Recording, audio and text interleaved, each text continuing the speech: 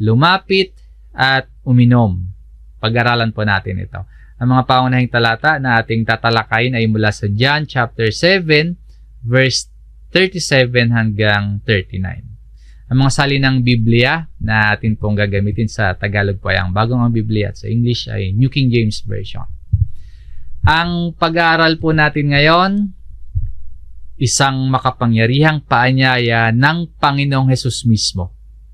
Paanyaya hindi lang sa mga tao noon, kundi para din po sa atin ngayon na nakakaramdam ng pagkapagod, nakakaramdam ng panghihina at pagkauhaw sa buhay. Maraming bayan sa ating bansa nakakaranas ngayon ng tag-init. Nakakaranas ng maalinsangan na pakiramdam at sa ibang lugar po sobrang init ng panahon. Nararanasan din po ba ninyo ito? Yung tipong kahit wala kang masyadong ginagawa, nakaupo ka lang, pero pinagpapawisan ka pa din. Na kahit may electric fan o kaya may aircon, parang kulang pa rin. May init pa din. Kapag ganyan po ang panahon, ang karaniwang hinahanap ng katawan natin ay tubig.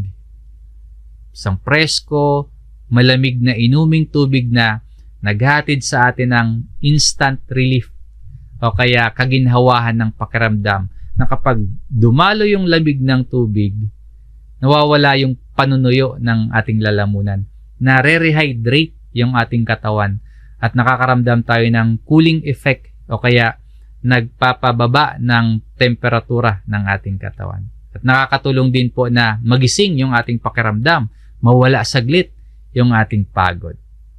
Sa madaling salita po, para tayong nabubuhayang muli. Sa katotohanang nakakaramdam tayo ng uhaw at pinapawi natin ang ating uhaw sa pag-inom ng tubig, meron pang isang malalim na katotohanan na hindi lang katawan natin ang nakakaramdam ng uhaw, kundi pati o maging ang ating kaluluwa ay nauuhaw. Nararanasan din po ba ninyo ito? Na sa kabila ng komportable ninyong buhay, or sagana sa material, sagana sa financial, pero nakakaramdam pa rin ng parang may kulang. Parang walang totoo at malalim na kapayapaan at kakontentuhan. Parang nauuhaw na hindi kayang pawiin ng malimig na inumin. Kung nakakaramdam po kayo niyan, spiritual check-up ulit tayo mga kapatid. Maraming mga tao ngayon tila hindi nakakaramdam ng matinding pangangailangan sa Diyos at hindi nauuhaw kay Kristo. At kung makaramdaman po ng pagkauhaw, sinusubukang pawiin yung uhaw sa pamamagitan ng maraming maling bagay na iniisip nilang yung tagumpay, yung pera at kayamanan, maging yung kapangyarihan at mataas na estado sa lipunan at katanyagan, pati mga sexual pleasures, o iba pang mga pansamantalang mga bagay, yun yung iniisip na magbibigay kapupunuan o kaya magbibigay kasiyahan sa uhaw na nararamdaman sa loob. Minsan po, ang problema hindi dahil walang maiinom na tubig, kundi maling source o mali po yung pinagkukuhanan natin ng maiinom. Sa kabuuan po, malinaw ang katotohanan. Nauuhaw maging yung ating mga kaluluwa. Sabi nga po ng psalmist sa Psalms chapter 42 verse 1 at 2, kung paanong ang usa ay nananabik sa batis na umaagos, gayon nananabik ang aking kaluluwa sa iyo, O Diyos. Ang aking kaluluwa ay nauuhaw sa Diyos, sa buhay na Diyos. Kailan ako makakarating at makikita ang mukha ng Diyos? My soul thirsts for God, for the living God. Pag-aralan natin kung paano matutugunan ang tunay na uhaw ng ating kaluluwa. Ang nakasaad sa mga pangunahing talata na ating tatalakayin nangyari po sa huling araw ng dakilang araw ng pista o yung on the last day, that great day of the feast. Sabi po sa John chapter 7, dito sa verse 37, ng huling araw ng dakilang araw ng pista. Mahalagang maunawaan po natin yung konteksto ng talatang ito. Ang tinutukoy na pista ay ang pista ng mga tabernakulo o yung sukot, isang mahalagang kapistahan ng mga Hudyo kung saan po ginugunita nila yung katapatan ng Diyos sa kanila sa ilang at yung patuloy na provision ng Diyos sa kanila. So, yun yung sineselebrate nila dyan. Sa panahon na yan o sa okasyon na yan, merong isang kilalang ritual na ginagawa ang mga Hudyo. Yung bang kukuha sila ng tubig mula sa Pool of Siloam, tapos ibubuhos nila yung tubig sa altar bilang simbolo ng panalangin para sa ulan at panalangin para sa pagpapala sa kanila ng Diyos. So, ibig sabihin, yung buong kapaligiran ng piyesta ay nakatuon sa tubig, nakatuon sa buhay, at nakatuon sa provision mula sa Diyos. So, sa tagpo na yan, sa piyesta na yan, ang mga tao po nagdiriwang. Ang mga tao umaasa sa provision ng Diyos. So, busy sila, may celebration sila, may tradition sila.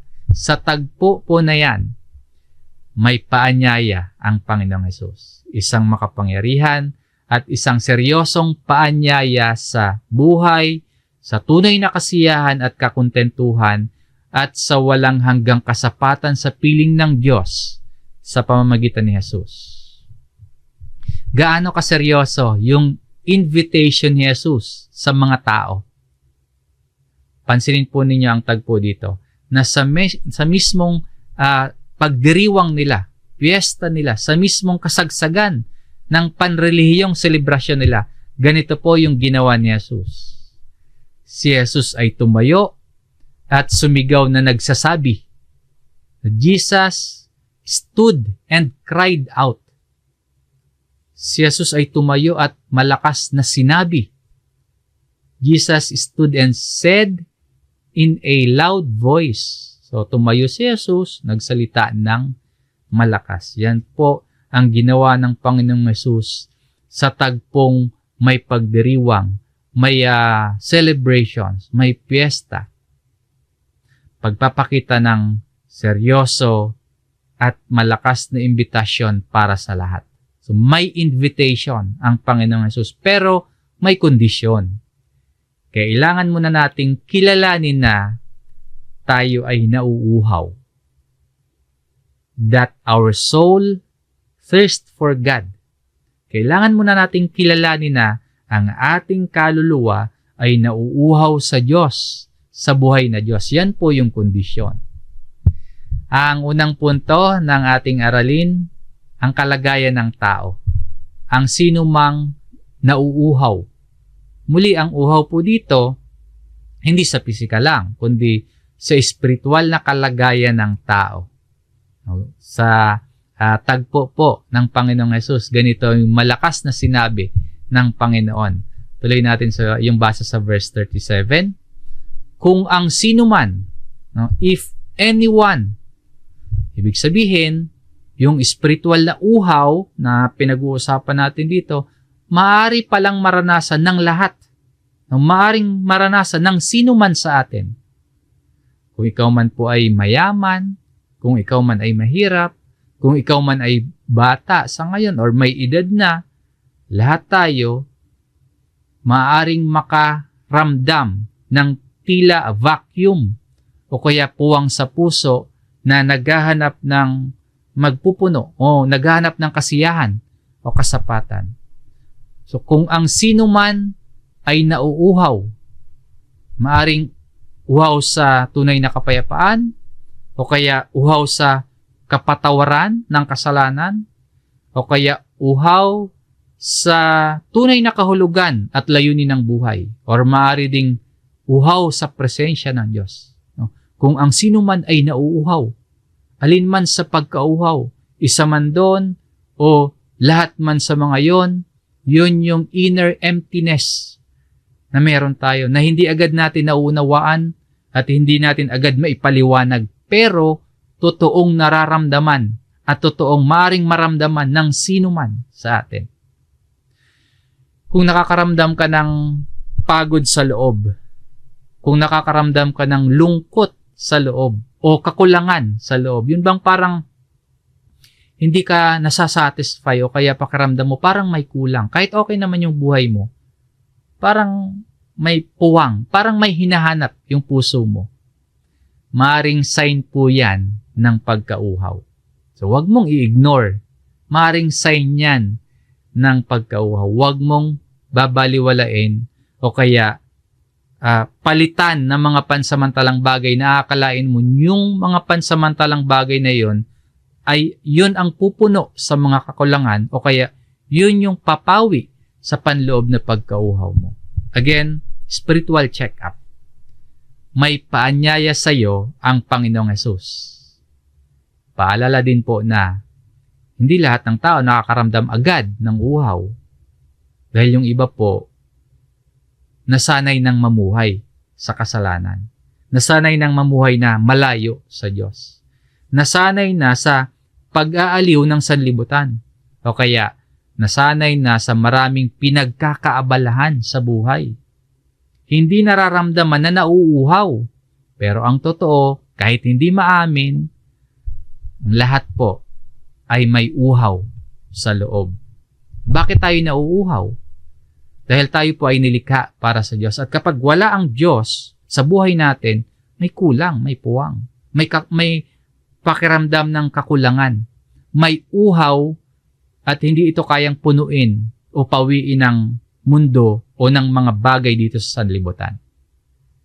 At kung ang totoong kalagayan ng tao, ng bawat isa, ng sino man sa atin ay nauuhaw, ano ngayon yung solusyon?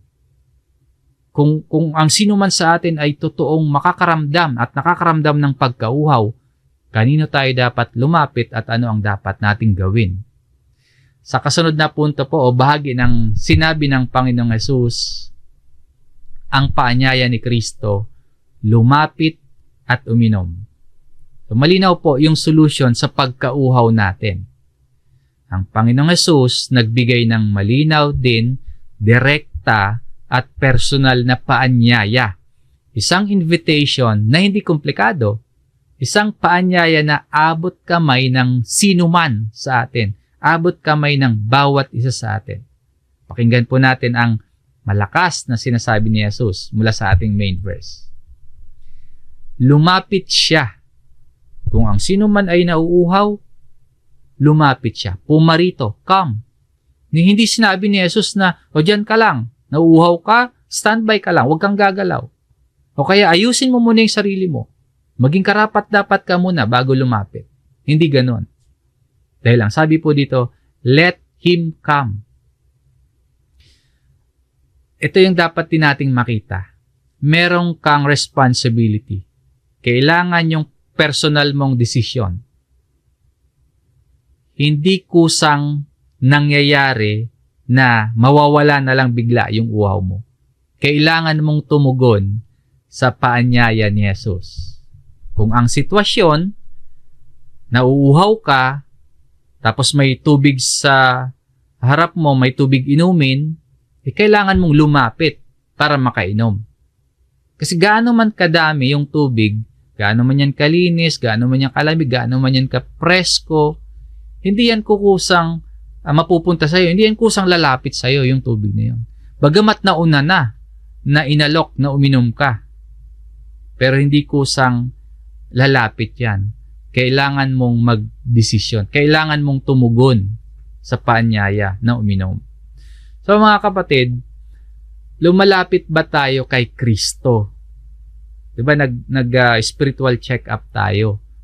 Lumalapit ba tayo kay Kristo? Hanggang ngayon, malayo pa rin tayo. Ang pagkakaroon po ng malapit na ugnayan at matibay na relasyon sa Diyos ay hindi lang po yung pagkaalam ng paanyaya, kundi tumutugon sa invitation. Dapat nilalapitan. Kapag narinig, hindi sapat na nalaman nating may paanyayang lumapit tayo. Hindi dapat tumutugon tayo. Nilalapitan natin. Kanino tayo lalapit? Sabi ng Panginoong Hesus, lumapit siya sa akin. Let Him come to me, sabi ng Panginoong Hesus.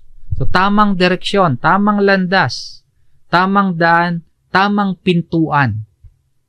Yan yung lalapitan. Hindi sa sistemang panrelihiyon, hindi sa tao, hindi sa gawa ng tao, kundi si Jesus lamang ang solusyon sa uhaw natin spiritually. Saan ka po lumalapit kapag tila nawawala yung kapayapaan sa isip at puso mo? Kanino ka lumalapit kapag may problema ka? Kapag nababalisa ka? Kanino ka lumalapit?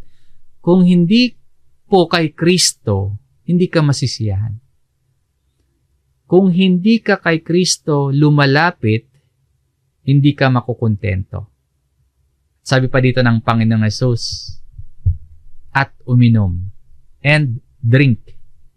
Hindi pala sapat na nakarinig ka, nalaman mo yung paanyaya at lumapit ka. So, hindi sapat yun. Bagamat yun yung mga pasimula pero hindi sapat. Dahil kailangan mong uminom. Ibig sabihin nito, yung drink, tanggapin mo si Kristo. Sumampalataya ka sa Kanya bilang Siya ang tagapagligtas at Panginoon. Kailangang ipamuhay mo ang Kanyang mga katuruan. Sundan mo ang Kanyang mga halimbawa at panghawakan mo ang Kanyang salita.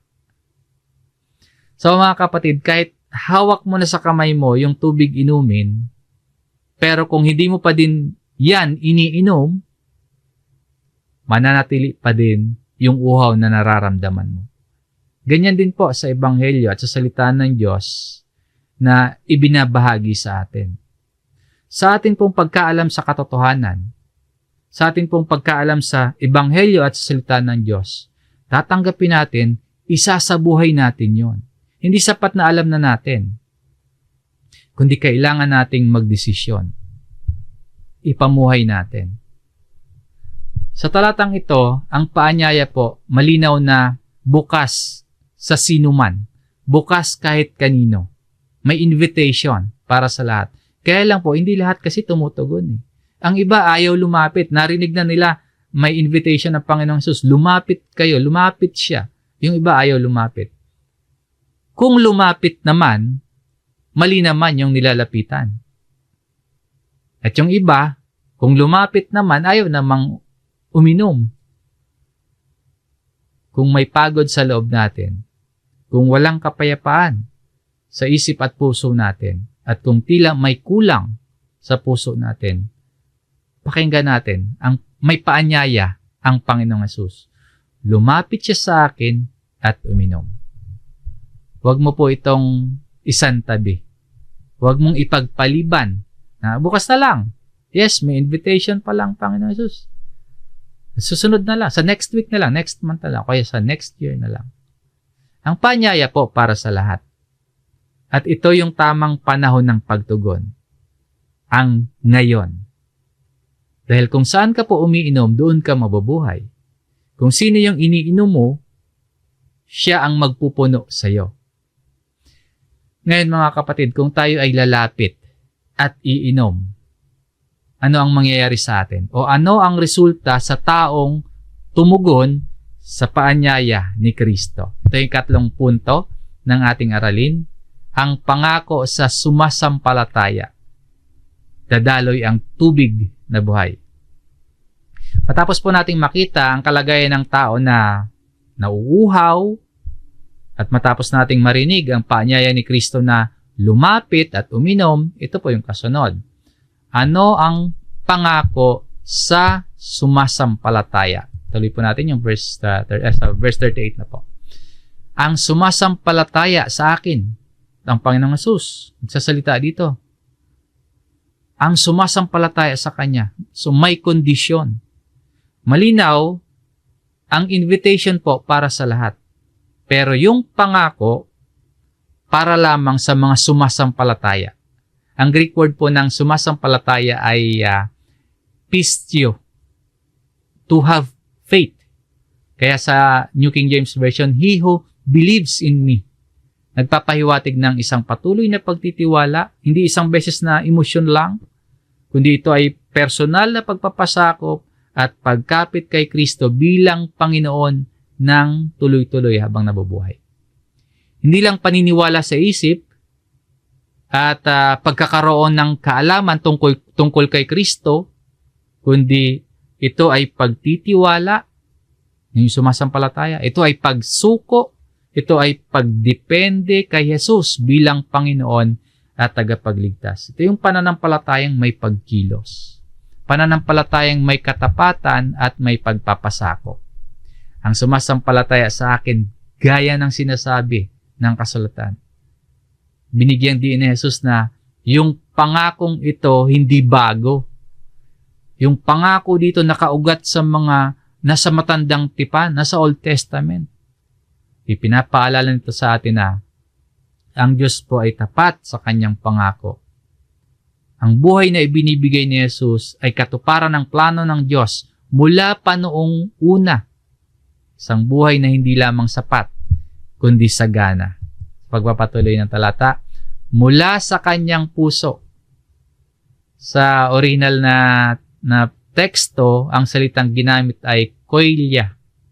Sa King James Version po, nung out of his heart ay out of his belly, na tumutukoy sa pinaka malalim na bahagi ng isang tao.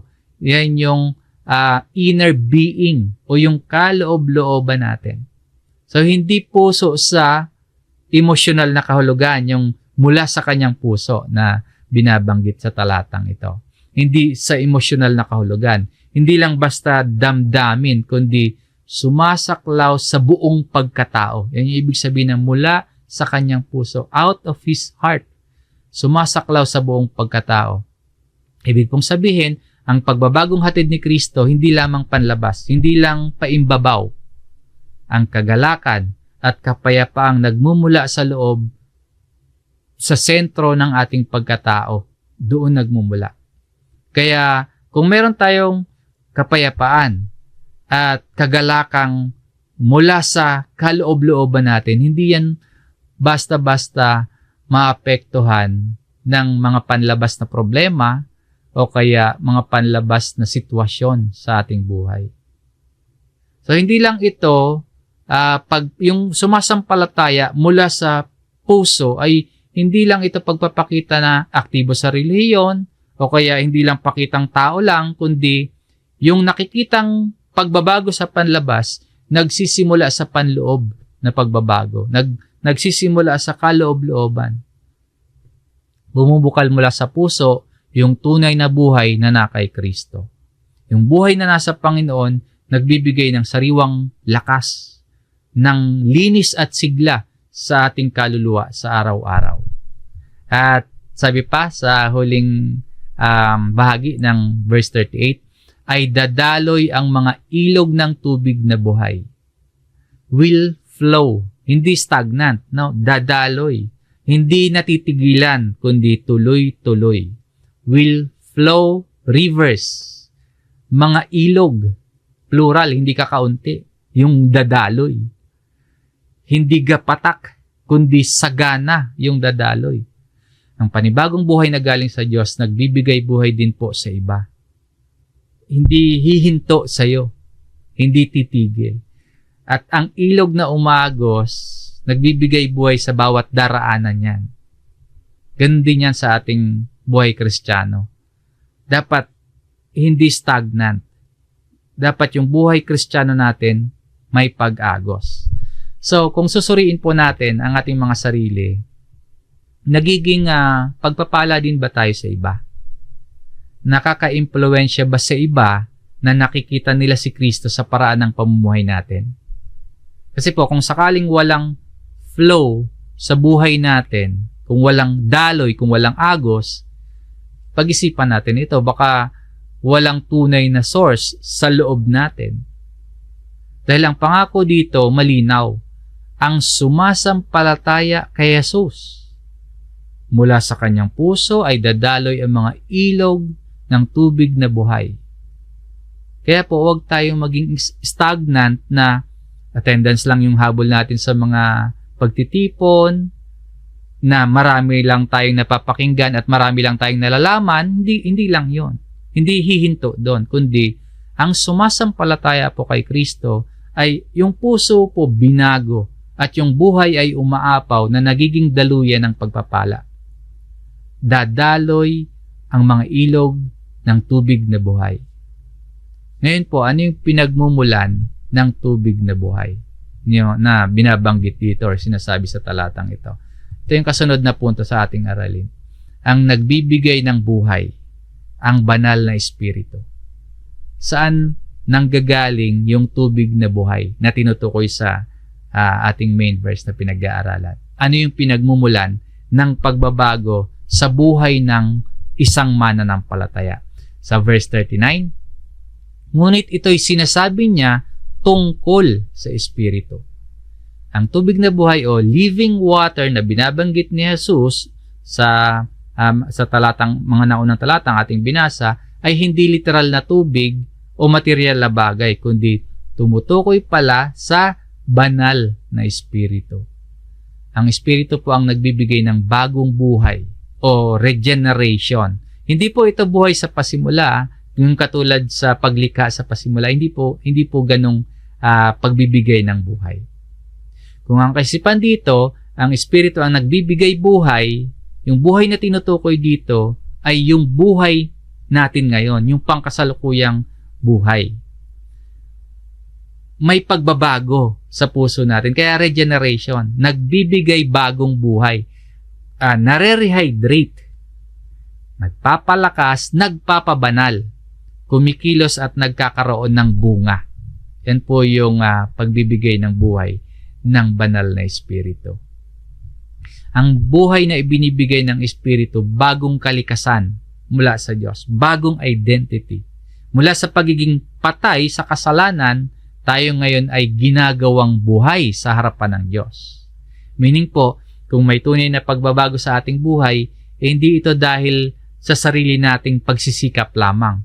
Kung merong pagbabago sa ating buhay, hindi dahil sa sarili nating kakayahan, kundi dahil sa gawa ng Espiritu sa loob natin, Espiritong nananahan sa atin. Natatanggapin ng mga sumasampalataya sa Kanya. So, ang banal na Espiritu po, isang regalo o isang kaloob na inilaan na matatanggap ng lahat ng tunay na nagtitiwala at sumasampalataya kay Jesus. So, hindi po ito tatanggapin o hindi ibibigay para sa iilan lang ang Espiritu. Hindi ito ibibigay para sa mga piling tao, piling grupo lang, kundi para sa lahat ng sumasampalataya kay Kristo. Hindi ibibigay para sa mga piling tao, tatanggapin ng mga nagsasabing elite Christian sila, kundi para ito sa lahat ng mga tunay na sumasampalataya, para sa lahat. Yung pagtanggap sa Espiritu po, nagsisilbing tatak na tayo ay pinagkalooban ng karapatan na maging mga anak ng Diyos. Na ang Espiritu na nananahan sa atin ay ginagabayan tayo sa katotohanan at binibigyan tayo ng lakas na mamuhay ng kalugod-lugod sa Panginoon. At ang pagtanggap natin ng Espiritu, hindi lamang po yun basta kaalaman or teorya lamang, hindi lang mababaw na emosyon, kundi isang karanasan kung saan nararamdaman natin yung pagkilos ng Diyos sa ating mga desisyon. Nararamdaman natin yung pagkilos ng Diyos sa ating karakter, sa ating pagkatao, maging sa ating pananaw sa buhay. So, malinaw po, kapag ikaw ay na kay Kristo, ang Espiritu ay nasa sayo. Ang gumagabay sayo sa katotohanan at nagpapalago ng bunga sa buhay mo ay ang Espiritu. Sabi pa, sapagkat hindi pa ipinagkakaloob ang Espiritu. Ibig sabihin naman ito, wala pa bang Espiritu noon? No, hindi po ganon ang ibig sabihin. Dahil ang tinutukoy dito, espesyal na pagbibigay o espesyal na pagkakaloob ng Espiritu sa lahat ng sumasampalataya kay Kristo. Ito yung pangkasalukuyan. Ito yung personal. Sa panahon natin ngayon, ang Espiritu ay ipinagkaloob na sa lahat ng mga sumasampalataya. Ang Espiritu sa panahon natin ngayon ay nananahan at kumikilos sa buhay natin. Kasi noon, sa kanila, hindi pa ipinagkaloob. sapagkat si Jesus ay hindi pa niluluwalhati. May tamang pagkakataon, may tamang panahon, may pagkakasunod-sunod ayon sa plano ng Diyos. Hindi ibinigay ang Espiritu hanggat hindi pa natatapos ang gawain at ang misyon ni Kristo. Ang Espiritu po para sa mga sumasampalataya. Ang Espiritu ay ibinigay dahil natapos na ang gawa at misyon ni Kristo. Ang Espiritu ay tanda ng kaligtasan ng mga nakay Kristo. So mga kapatid, nung si Jesus po ay namatay, nabuhay maguli at umakyat sa langit, doon natupad yung pangakong ito dito, na ibinigay ang Espiritu sa mga mananampalataya. Ibig sabihin, ang ipinangako dito sa John chapter 7 verse 39, realidad na ito sa atin ngayon. Kaya po, yung tubig na buhay na tinatalakay natin ay hindi katulad ng mga yung get rich quick schemes.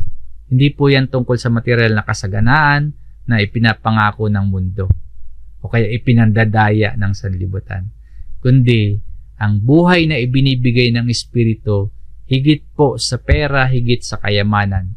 Iyan po ay bagong buhay, regeneration, bagong identity, bagong pagkatao. Yan po yung bagong buhay na ibinibigay ng Espiritu. Yung bang kung dati mabilis uminit yung ulo mo, palamura ka, ngayon may pagpipigil na. May bago na.